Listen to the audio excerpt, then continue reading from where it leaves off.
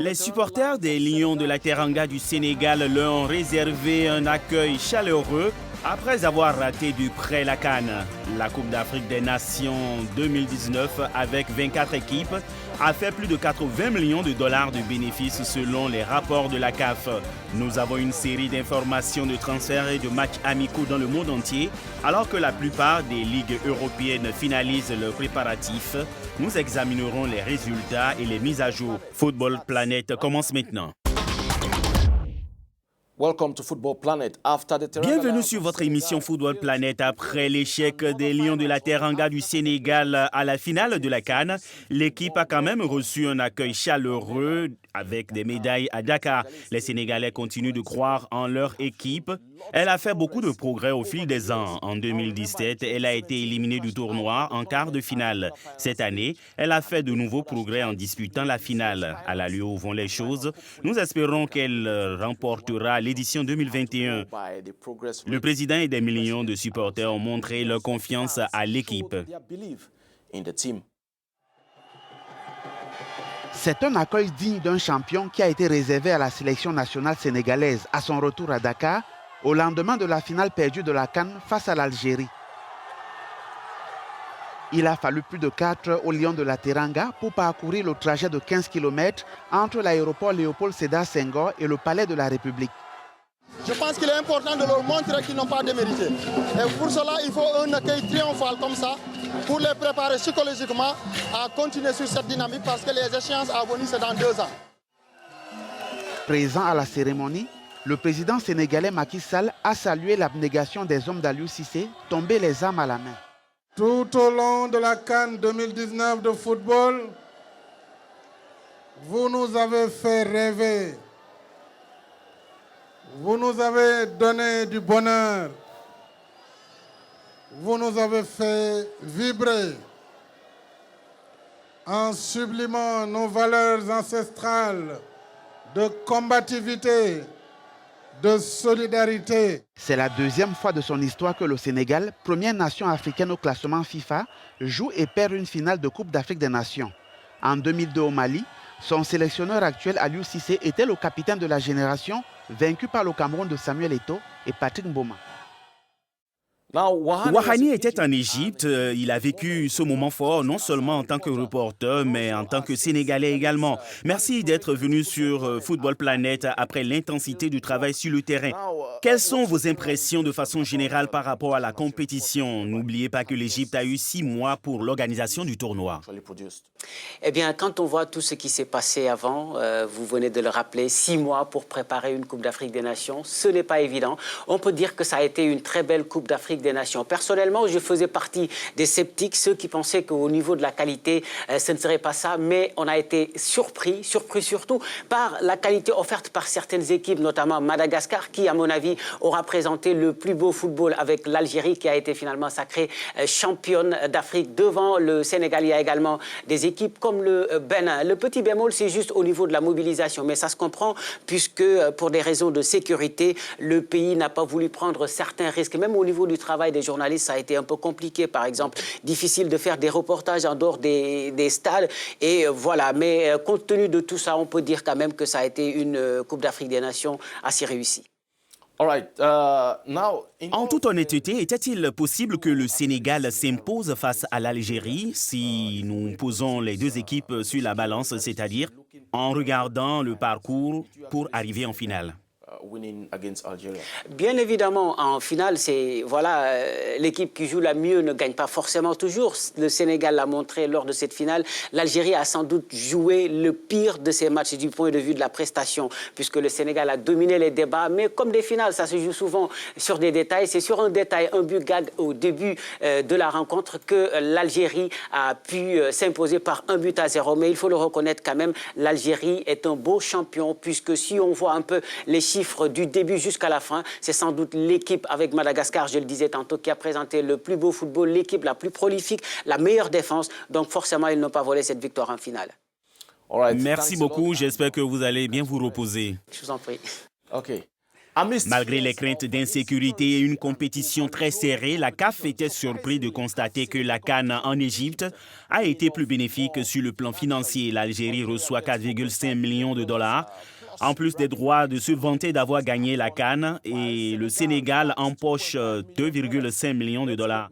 Plus de détails dans le sujet qui suit. Passé la 32e édition de la CAN, l'heure est au bilan financier. La compétition a rapporté à la Confédération africaine de football un profit de 83 millions de dollars, environ 48 milliards de francs CFA d'après Hamad Hamad, le président de la CAF qui s'est exprimé jeudi dernier au Caire lors de l'Assemblée générale de l'organisme qu'il dirige. Au total, la CAF a octroyé 25 millions de dollars de primes aux diverses sélections nationales présentes à la CAN.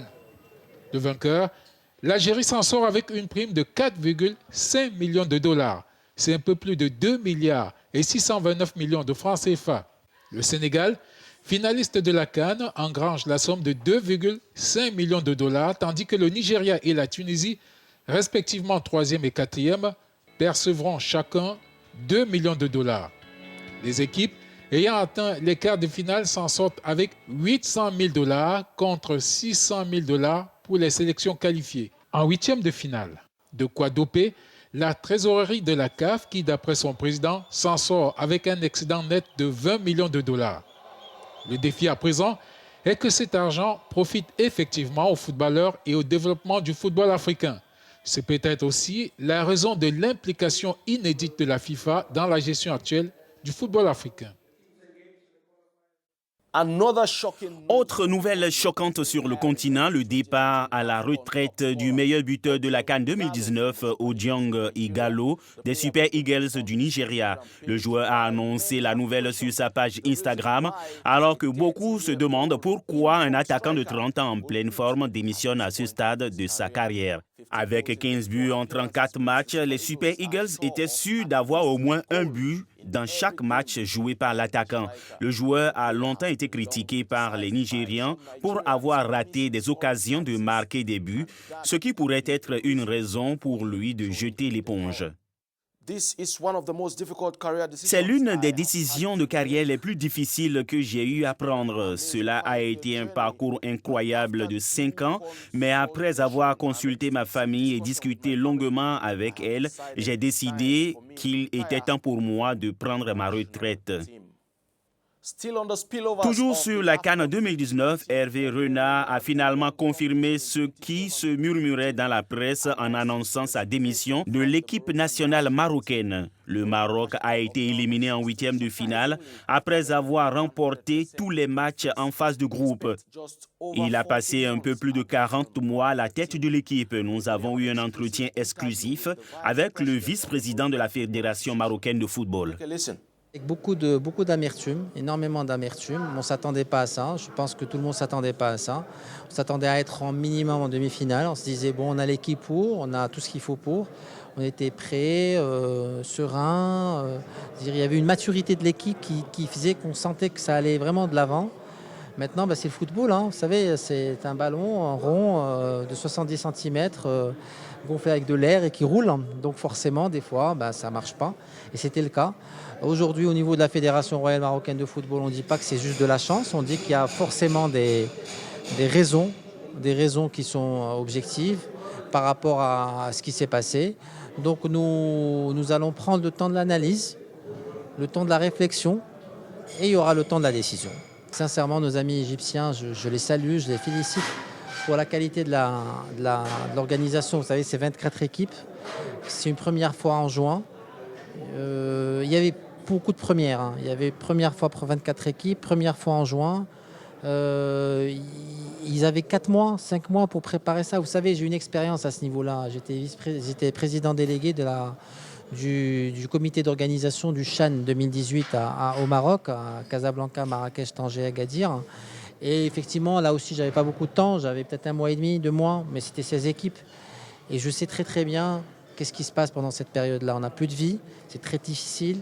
On vit au rythme des matchs, on vit au rythme des préparatifs. Et quand ça démarre, au fait, on attend juste le moment où ça va finir pour souffler. Je pense qu'ils auront vraiment Ils auront mérité de bien souffler demain soir, Inch'Allah, parce qu'ils auront réussi une belle compétition, une très belle compétition, à un très bon niveau. Il y avait du public, il y avait de l'envie. Et puis, ils ont, troisième mérite qu'ils ont, très sincèrement, c'est qu'ils ont maintenu le rythme malgré la sortie de leur équipe, malgré la sortie du pays organisateur. Le club de football Arsenal de Londres a battu Bayern de Munich 2-1 lors du match qui a opposé les deux équipes à Los Angeles. L'équipe devrait jouer contre le Real Madrid et l'Olympique lyonnais avant le début de la saison le 10 août.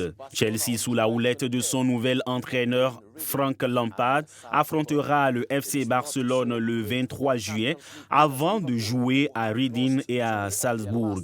Liverpool, vainqueur de la Ligue des Champions, a perdu 2 des derniers matchs amicaux et se prépare à affronter Man City, champion de Premier League, le 4 août à Wembley dans le cadre du match du bouclier communautaire.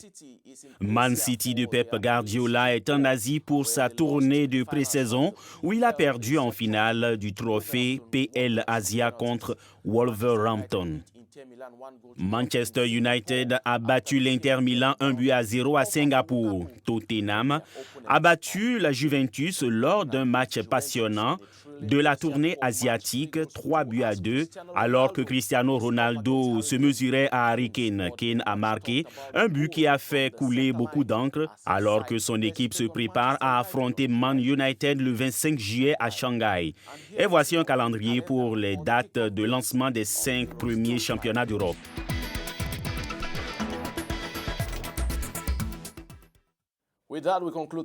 C'est sur cela que nous allons conclure l'émission d'aujourd'hui. Pour plus d'informations, visitez notre site web et nos médias sociaux. Au revoir.